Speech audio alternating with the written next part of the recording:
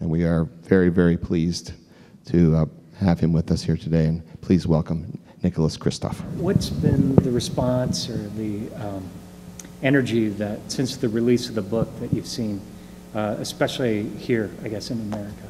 You know, I really think that this issue of women's rights around the world has really reached a tipping point for a couple of reasons.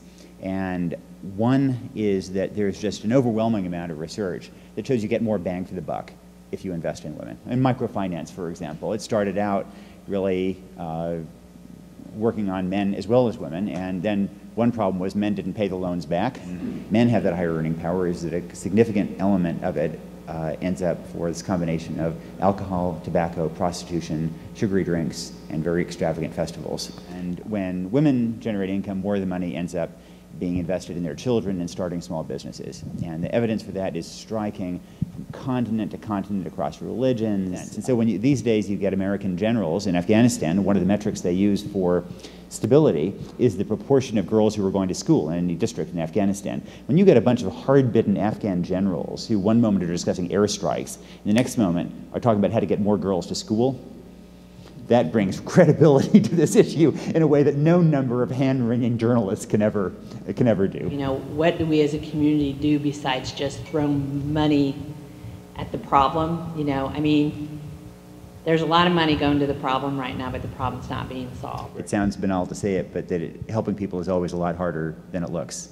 There are some indications that some things do make a difference. China and other countries, you know, they might realize the only way up is through education.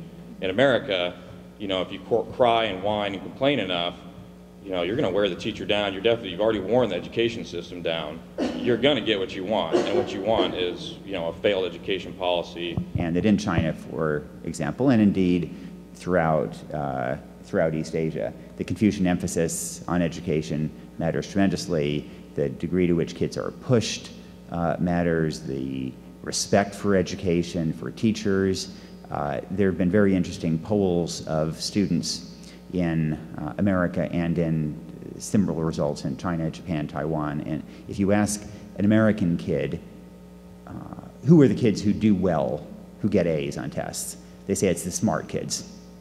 If you ask in China, in Taiwan, and in Japan, who are the kids who do well, who get A's, they say they're the ones who work hard. That if you educate a man, then he does, on average, have fewer children, but it's a marginal impact. There's no contraceptive more effective in the developing world than educating a girl. It's quite stunning, the impact on fertility. In general, I think we overemphasize the school building part of it. Part of that is because people want to, donors want to put their name on something, and you can put your name on a school.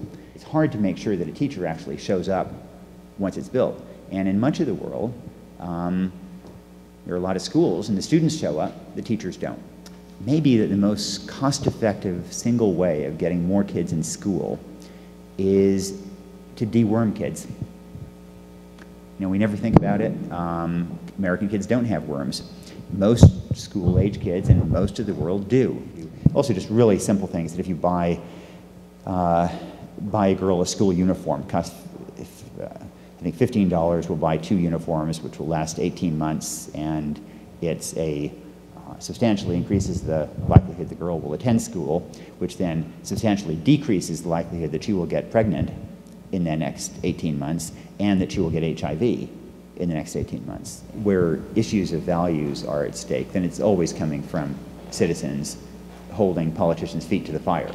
And so, you know, I think that the idea of focusing on education is something that really, you know, it's going to come from bottom up, from the grassroots up. And this has really been a terrific session. Thank you very much for sharing with us, and we'll see you all later. Thank you.